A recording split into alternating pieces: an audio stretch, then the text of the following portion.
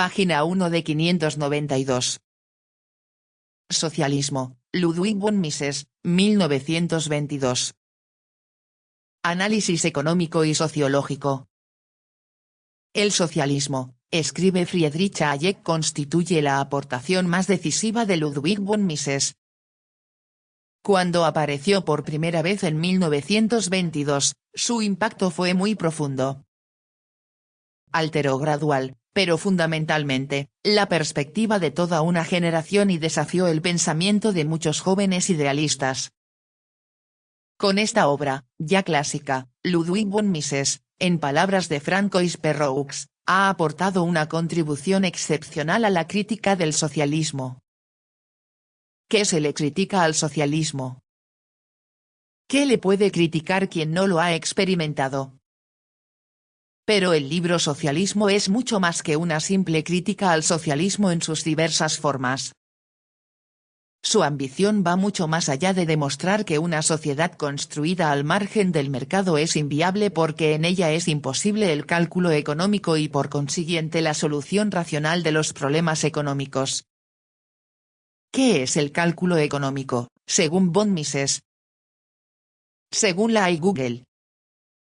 Según Mises, el cálculo económico es la evaluación racional de la rentabilidad de las inversiones y las empresas a través de precios de mercado, que solo es posible en un sistema que utiliza el dinero y la propiedad privada de los medios de producción. En ausencia de precios de mercado, como en el socialismo de planificación central, los planificadores carecen de una base objetiva para asignar eficientemente los recursos, lo que lleva a una imposibilidad práctica de la planificación económica racional. Elementos clave del cálculo económico para Mises. Precios de mercado, son el insumo principal del cálculo económico, ya que reflejan las valoraciones subjetivas de los consumidores y los costos de producción. Propiedad privada, es necesaria para que los agentes económicos, empresas, individuos, tengan incentivos para participar en el mercado y generar precios.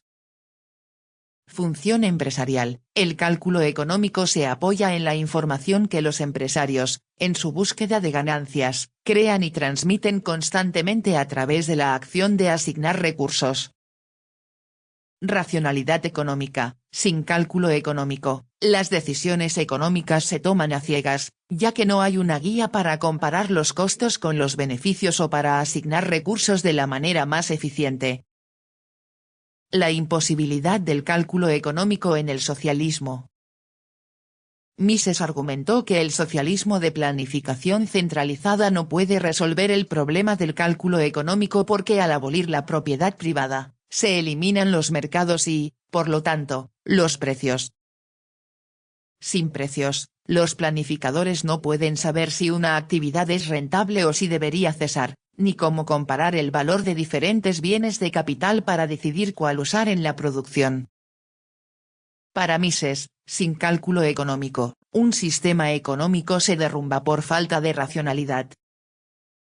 Para poder fundamentar su crítica, Mises se adentra en los campos, no solo de la economía, sino también de la sociología, la filosofía y la historia, haciendo gala de una prodigiosa información en el análisis de problemas radicales como los de la propiedad, la producción y la distribución, la posición del individuo en la sociedad, la naturaleza de la colaboración social, la estructura de la acción humana, la evolución histórica, la función de los intereses y los ideales, la relación entre socialismo e instituciones sociales, entre socialismo y ética, la relación histórica entre socialismo y fascismo, entre socialismo y liberalismo y varios más, toda una teoría de la sociedad, con plena vigencia en la actualidad, a pesar de ciertas apreciaciones coyunturales sobre el socialismo dominante en su tiempo y a pesar también de las transformaciones que el socialismo ha experimentado en los últimos 50 años y del abandono de muchos de sus dogmas. Prólogo por Friedrich Hayek. 1899 a 1992. Cuando el socialismo apareció por primera vez en 1922, su impacto fue muy profundo. Alteró gradual, pero fundamentalmente, las perspectivas de muchos de los jóvenes idealistas que volvían a sus estudios universitarios después de la Primera Guerra Mundial. Lo sé bien, porque yo fui uno de ellos. Nadie le puede cuestionar la experiencia. Sentíamos que la civilización en la que nos habíamos criado se había derrumbado. Estábamos decididos a construir un mundo mejor, y este deseo de reconstruir la sociedad fue el que nos condujo a muchos al estudio de la economía. Comentario. Todo lo que hace el ser humano se mueve por la economía, las relaciones de compra y venta. Y estas cosas, parece que a la gente común, no les importan, solo trabajan y gastan el dinero. El socialismo prometía satisfacer nuestras esperanzas de conseguir un mundo más racional y justo. Y entonces llegó este libro. Nuestras esperanzas se desvanecieron. El socialismo nos decía que estábamos buscando nuestras mejoras en una dirección equivocada. Algunos de mis contemporáneos, que más adelante llegaron a ser famosos pero que entonces no se conocían entre sí, pasaron por la misma experiencia. Wilhelm Röpke en Alemania y Lionel Robbins en Inglaterra son solamente dos ejemplos. Ninguno de nosotros habíamos sido inicialmente alumnos de Mises. Yo le había conocido trabajando en un departamento provisional del gobierno austriaco cuya misión era llevar a la práctica algunas cláusulas del Tratado de Versalles. Él era mi superior, el director del departamento. Mises era entonces conocido sobre todo como especialista en la lucha contra la inflación.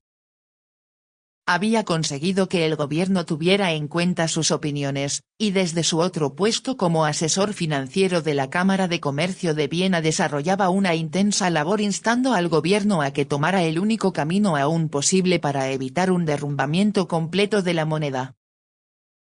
Durante los primeros 8 meses en que trabajé con él, mi salario nominal llegó a ser 200 veces el importe inicial. Como estudiantes a principios de los años 20, muchos de nosotros percibíamos a Mises como un profesor de la universidad un tanto retraído que, unos 10 años antes, había publicado un libro conocido por su éxito en aplicar el análisis de la utilidad marginal de la escuela austriaca a la teoría del dinero, y del que Max Weber decía que era la obra más aceptable sobre el particular.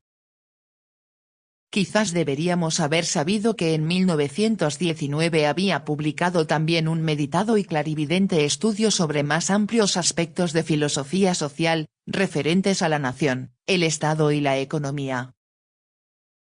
Sin embargo, esta obra nunca llegó a ser muy conocida, y yo la descubrí solo cuando fui subordinado suyo en un departamento de la administración en Viena.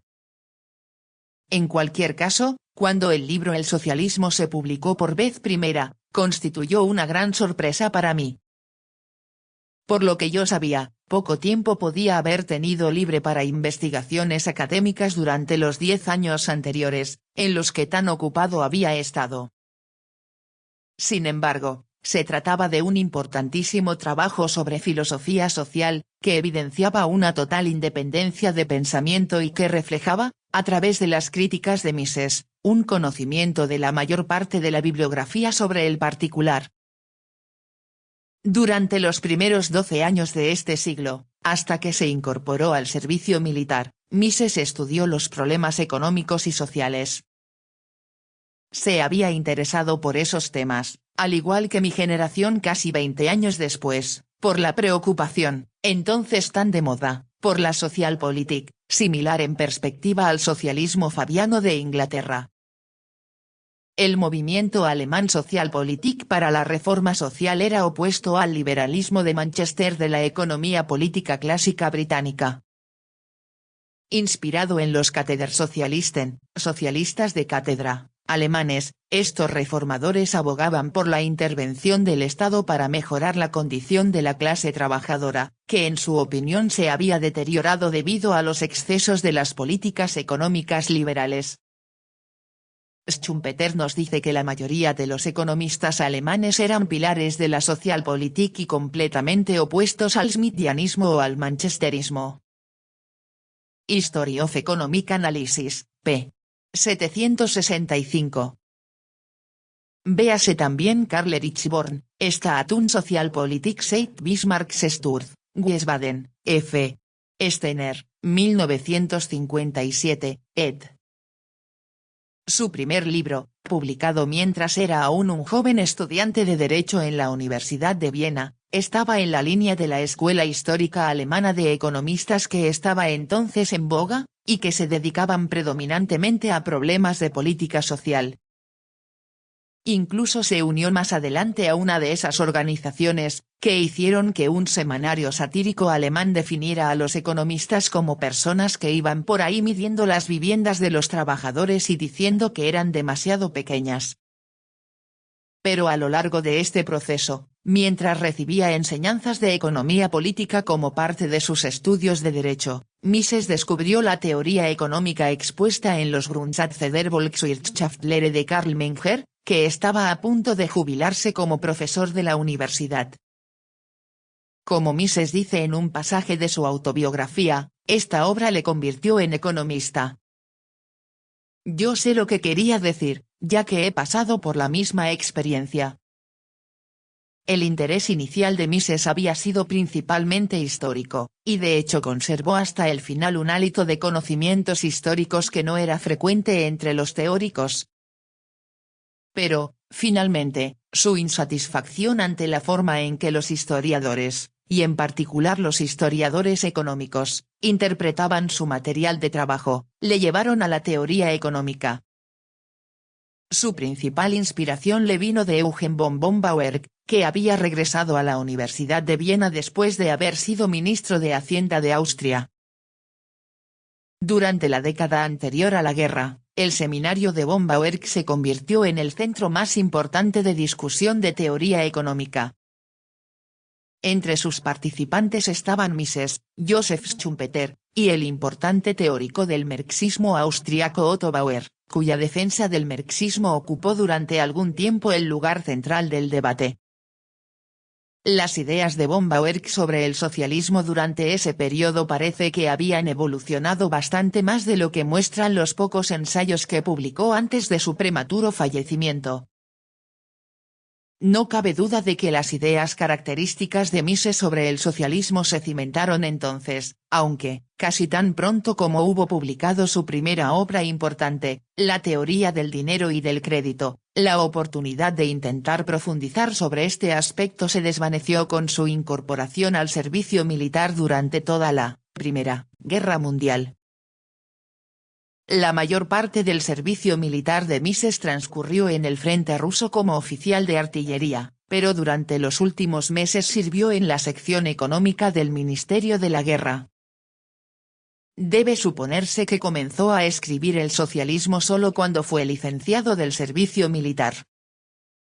Probablemente escribió la mayor parte del mismo entre 1919 y 1921. La parte crucial sobre el cálculo económico bajo el socialismo está de hecho basada en una obra de Otto Neurath publicada en 1919, que Mises cita el hecho de que en las condiciones del momento encontrara tiempo para concentrarse en llevar a cabo una obra de tal complejidad filosófica y teórica sigue siendo un misterio para quien le veía casi a diario en su trabajo oficial, al menos durante los últimos meses de este periodo. Como he apuntado antes, el socialismo supuso un choque para nuestra generación, y solo nos fuimos convenciendo de su tesis central de un modo lento y penoso. Desde luego Mises siguió pensando en el mismo tipo de problemas, y muchas de sus ideas ulteriores se desarrollaron en el seminario privado, que empezó más o menos por la misma época en que se publicó El socialismo. Yo me incorporé al seminario 2 años más tarde, después de mi regreso de un curso de posgraduado de 1 año en los Estados Unidos. Aunque al principio había pocos seguidores incondicionales, Mises fue granjeándose el interés y la admiración de una generación más joven, atrayendo a los que se interesaban por los problemas situados en la frontera entre la teoría social y la filosofía. El libro fue acogido en el mundillo profesional de un modo indiferente u hostil. Recuerdo solamente una crítica que reconociera alguna importancia el socialismo, y provenía de un político liberal superviviente del siglo anterior. La táctica de sus oponentes era generalmente presentarle como un extremista cuyas opiniones no eran compartidas por nadie más. Las ideas de Mises maduraron durante las 2 décadas siguientes, culminando con la primera versión alemana, 1940, de la obra que se hizo famosa con el título de Human Action. Pero para todos nosotros, que experimentamos su primer impacto, el socialismo será siempre su aportación más decisiva. Desafió la perspectiva de toda una generación y alteró el pensamiento de muchos, aunque fuese lentamente. Los componentes del grupo de Mises en Viena no eran discípulos propiamente dichos.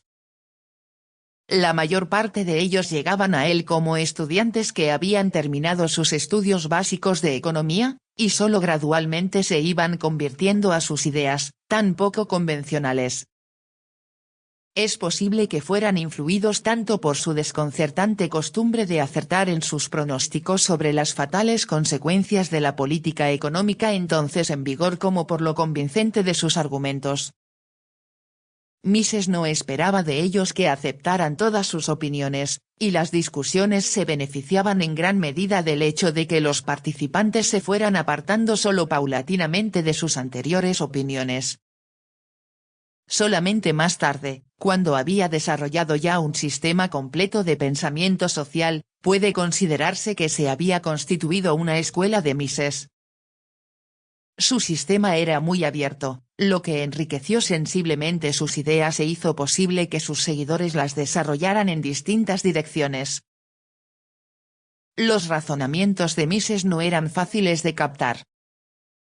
A veces era necesario el contacto personal y algunas conversaciones para entenderlos completamente.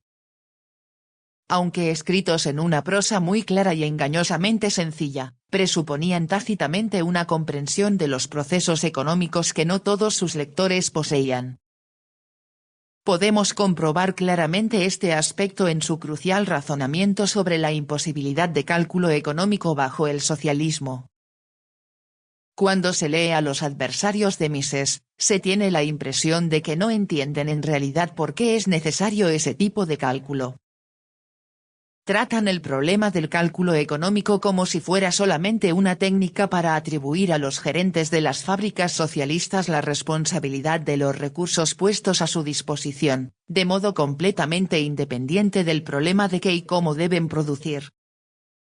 Cualquier conjunto de cifras mágicas les parecía suficiente para controlar la honradez de esos supervivientes, todavía imprescindibles, de una era capitalista. Nunca parecieron darse cuenta de que no se trataba de jugar con grupos de números, sino de establecer los únicos indicadores de los que dichos gerentes pudieran disponer para decidir el papel de sus actividades en una estructura total de trabajos mutuamente interconectados. Como resultado de lo anterior, Mises se percató cada vez más de que lo que le separaba de sus críticos era su enfoque totalmente diferente de los problemas sociales y políticos, más que unas meras diferencias de interpretación de aspectos concretos. Para convencerlos, tendría que hacerles llegar la necesidad de una metodología completamente distinta. Por supuesto, esto se convirtió en su mayor preocupación. pp. 10. La publicación de la traducción al inglés, en 1936, se debió en gran medida a los esfuerzos del profesor Lionel C. Robbins, más adelante Lord Robbins. Encontró un traductor altamente cualificado en la persona de un antiguo compañero de estudios en la London School of Economics, Jacques Kahane, que había seguido siendo miembro activo de un círculo de economistas universitarios de esa generación, aunque no ejercía la profesión. Después de muchos años trabajando para una de las grandes empresas comercializadoras de grano en Londres, Kahane terminó su carrera en el Departamento Agrícola y para la Alimentación de las Naciones Unidas, FAO, en Roma y el Banco Mundial en Washington. El original mecanografiado de la traducción de Kahane fue la última forma en que leí el texto completo de El socialismo antes de hacerlo como preparación para este ensayo. La experiencia le hace a uno reflexionar a la fuerza sobre el significado de algunos de los razonamientos de Mises después de tanto tiempo. Gran parte de ese trabajo parece hoy en día inevitablemente menos original o revolucionario de lo que parecía en aquellos años. En muchos aspectos se ha convertido en uno de esos clásicos que demasiado a menudo se dan por supuestos, y a partir de los cuales poco nuevo se puede esperar aprender. Debo admitir, sin embargo, que me sorprendió no solo en qué gran medida está aún vigente para dirimir las controversias actuales, sino también cuántos de sus razonamientos, que yo había aceptado solo a medias al principio o había considerado exagerados o parciales, se habían revelado ciertos desde entonces. Todavía no estoy de acuerdo con todos ellos, ni creo que el mismo Mises lo estaría. Él no era ciertamente de los que esperaban de sus discípulos que recibieran sus conclusiones sin criticarlas y que no avanzaran a partir de ellas. Sin embargo, en conjunto, encuentro que difiero bastante menos de lo que esperaba. Una de mis discrepancias se refiere a una afirmación de Mises sobre filosofía básica, sobre la que siempre me he sentido algo incómodo. Pero solo ahora puedo explicitar las razones de esta desazón. Mises afirma en este pasaje que el liberalismo considera toda cooperación social como una emanación de utilidad reconocida racionalmente, en la que todo poder se basa en la opinión pública, y no puede emprender acción alguna que pudiera interferir la libre decisión de hombres racionales. Es únicamente la primera parte de esta afirmación la que ahora creo que está equivocada. El extremo racionalismo de este pasaje, del que como hombre de su tiempo no podía evadirse y que probablemente nunca abandonó del todo, me parece ahora un error práctico.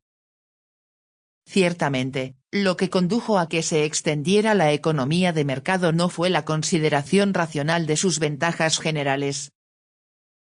Me parece que el punto principal de las enseñanzas de Mises es demostrar que no hemos adoptado la libertad porque comprendiéramos las ventajas que nos iba a reportar, que no hemos proyectado ni éramos lo suficientemente inteligentes como para proyectar el orden que ahora hemos aprendido parcialmente a comprender, mucho después de haber tenido multitud de ocasiones para observar cómo funcionaba.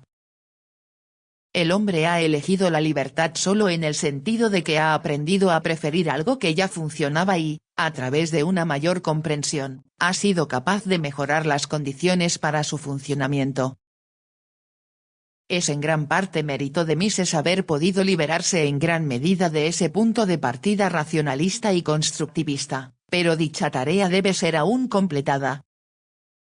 Mises nos ha ayudado, tanto como cualquier otro, a comprender algo que no hemos configurado. Hay otro punto sobre el cual el lector de hoy en día debe ser prevenido.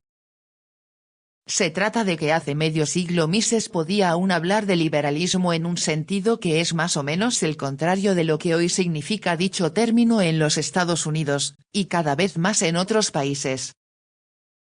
Él se consideraba un liberal en el sentido clásico, decimonónico, del término. Pero han pasado casi 40 años desde que Joseph Schumpeter se vio obligado a decir que en los Estados Unidos los enemigos de la libertad como cumplimiento supremo, aunque no deseado, han considerado oportuno apropiarse del término. En el epílogo, que fue escrito en los Estados Unidos 25 años después de la obra original, Mises indica ser consciente de este aspecto, y comenta el uso del término liberalismo, que puede inducir a confusión. Otros 30 años transcurridos no han hecho sino confirmar estos comentarios, de la misma forma que han confirmado la última parte del texto original, destruccionismo. Esto me sorprendió por su excesivo pesimismo cuando lo leí por primera vez. Sin embargo, al volverlo a leer, me sobrecoge más su clarividencia que su pesimismo. De hecho, la mayoría de los lectores encontrarán que el socialismo puede aplicarse de una forma más inmediata a los acontecimientos de nuestro tiempo que a los de cuando fue publicado por primera vez en su versión inglesa, hace poco más de 40 años. Agosto de 1978.